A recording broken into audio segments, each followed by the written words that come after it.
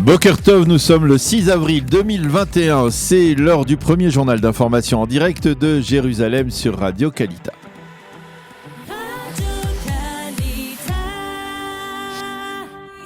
Et direction donc nos studios à Jérusalem avec notre correspondant ce matin, Daniel Haïk. Bonjour Daniel, à la une de l'actualité ce matin en Israël, l'annonce attendue du président israélien Reuven Rivlin. Le chef de l'État doit en effet annoncer aujourd'hui à qui il confiera le soin de former le prochain gouvernement. Oui, Boker Tov, Ilana, et de l'avis général, on estime que le président de l'État devrait confier cette tâche à Binyamin Netanyahou, qui a obtenu hier la recommandation de 52 députés, alors que Yair Lapid n'a rassemblé que 45 recommandations et Naftali Bennett que les 7 de son propre parti Yamina. Selon la loi, le président accordera au Premier ministre ou devrait accorder au Premier ministre un délai de 28 jours pour former cette coalition.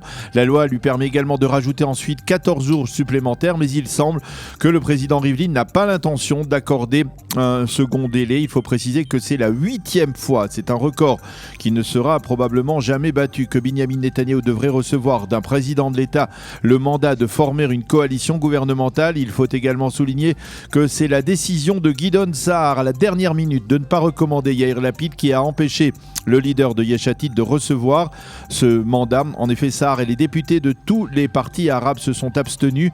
Le député arabe Ahmed Timi a affirmé que si Sa'ar avait soutenu Lapid, eh bien, il aurait lui aussi recommandé Lapid et cela aurait permis au leader de Yesh Atid de coiffer sur le fil Binyamin Netanyahou dans le nombre de recommandations. Cependant, si Benjamin Netanyahou ne devait pas parvenir à former une coalition, Naftali Bennett pourrait lui avoir ses chances de lui succéder. Oui, effectivement, Yair Lapid a révélé hier soir qu'il avait proposé à Naftali Bennett de former ensemble un gouvernement d'union nationale que Bennett conduirait en premier, un gouvernement de rotation. Ce sera un gouvernement, a-t-il dit, qui réunira les formations de droite, de gauche et du centre, un gouvernement qui sera le reflet de notre désir de vivre ensemble sur cette terre, a déclaré Yair Lapid hier soir. Et c'est dans ce contexte d'impasse politique que se tiendra aujourd'hui la séance inaugurale de la 24e Knesset. Oui, une séance qui se déroulera pour la première fois depuis le début de l'épidémie en présence d'invités venus de l'extérieur. Chaque député pourra en effet inviter toutefois un seul et unique membre de sa famille pour cette prestation de serment. Restriction oblige. C'est le président de l'État et le président de la Knesset, Yariv Levin, qui ouvriront cette séance inaugurale au cours de laquelle chacun des 120 membres de la Knesset prêtera serment de fidélité à l'État d'Israël. Et puis à l'issue d'une première journée d'audience de témoins dans son procès, Benjamin Netanyahou s'en est pris au parquet israélien. Oui, dans une intervention diffusée en fin d'après-midi hier soir sur les chaînes de télévision israéliennes, le Premier ministre a vivement critiqué le parquet pour avoir, selon lui, fomenté un coup d'État juridique. Ce sont les termes utilisés par le Premier ministre. Il a fustigé ce qu'il a appelé l'hypocrisie de la procédure actuelle. Il a rappelé que le parquet avait entamé une enquête sans l'aval du conseiller juridique du gouvernement.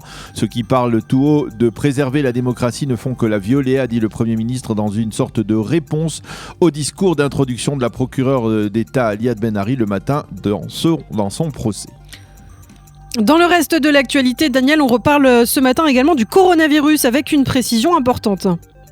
Oui, en effet, le cabinet Corona s'est réuni hier soir pour prolonger d'1 mois le décret obligeant toute personne qui entre en Israël à passer un test PCR dans les 72 heures avant son arrivée au pays. En arrivant, ces personnes devront à nouveau passer un deuxième test à l'aéroport Ben Gurion. Cette fois, quant aux données, sont toujours à la baisse en Israël avec un taux de positivité bien en deçà du 1%. Cependant, malgré ce faible taux de contamination, les écoles et lycées israéliens n'ont pas tous rouvert complètement. Les écoles devront encore se plier à certaines restrictions, ce qui provoque d'ailleurs le mécontentement de certains élus locaux et régionaux qui n'ont pas l'intention de se soumettre à ces recommandations du ministère de la Santé publique. Enfin, pour terminer au chapitre diplomatique, la normalisation prend forme avec les Émirats arabes unis. Oui, Lana, c'est aujourd'hui en effet que le nouvel ambassadeur des Émirats en Israël prendra officiellement ses fonctions. Mohamed El Hadja arrivera en Israël à bord du premier vol officiel, lui aussi, de la compagnie des Émirats Etihad d'Abu Dhabi à Tel Aviv. Le Bahreïn a lui aussi désigné son ambassadeur en Israël, mais l'on ne sait pas encore quand celui-ci arrivera en Israël. C'est la fin de ce premier journal d'information.